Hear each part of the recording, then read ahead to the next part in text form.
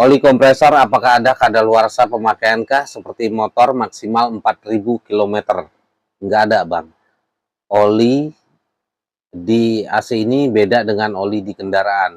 Kalau di kendaraan itu misalkan 4.000 harus ganti oli, perjalanan udah berapa ribu kilometer harus ganti oli rutin. Di AC enggak ya, enggak seperti itu.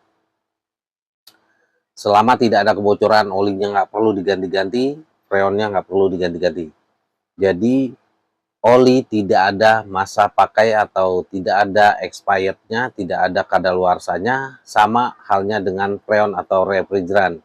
Nggak ada istilah freon basi, refrigeran expired, refrigeran kadaluarsa, itu nggak ada. Kalau ada teknisi yang ngomong kayak gitu berarti teknisi penipu ya.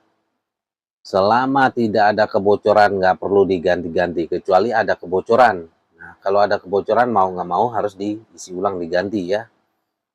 Kalau ada kebocoran, cari dan perbaiki titik bocor freonnya. Setelah itu lakukan proses vakum ulang ya. Lalu barulah isi ulang freon. Nah, makanya pada saat awal pemasangan itu wajib divakum. Jadi kunci awet enggaknya AC ini ada di saat awal pemasangan.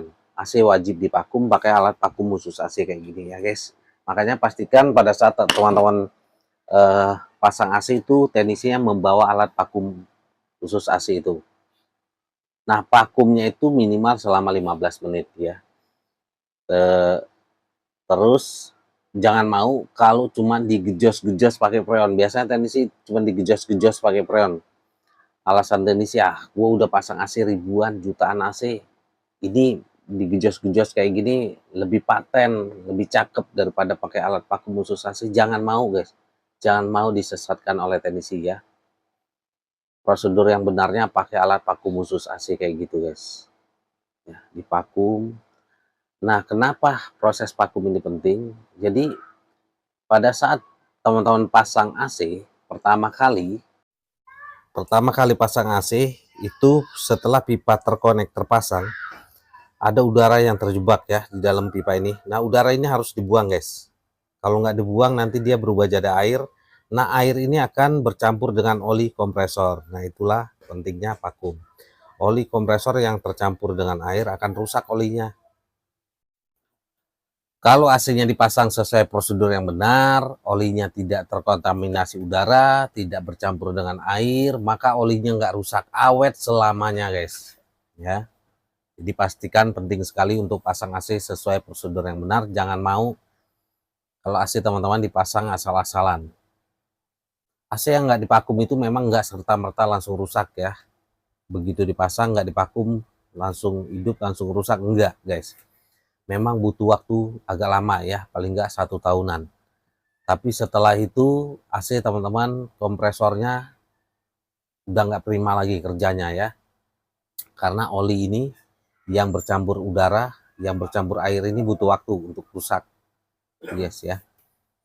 Jangan mau, intinya jangan mau kalau AC teman-teman dipasang asal-asalan oleh teknisinya. Nah, saran gue kalau teman-teman mau AC-nya dipasang dengan benar itu beli di brand AC yang menyediakan semua.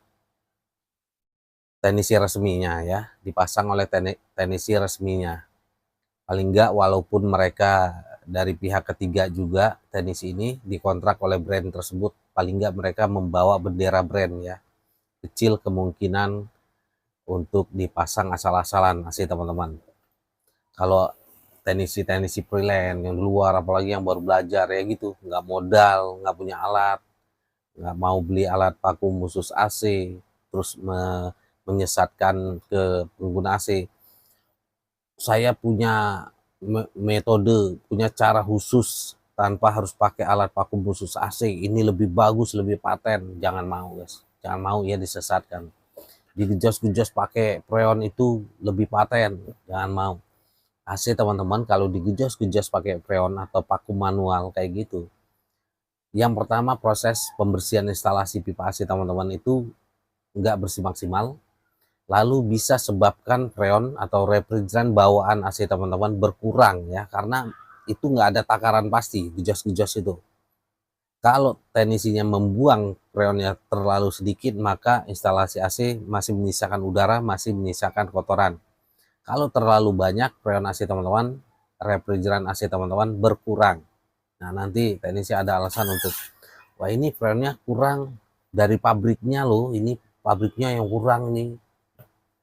Enggak gitu guys, itu ingat, sebagian besar ya, gambarannya 70% kerusakan AC itu justru karena ulah teknisi itu sendiri guys. Ya itu kayak gitu, pasang AC orang asal-asalan, pakai material pendukung yang jelek kayak gitu.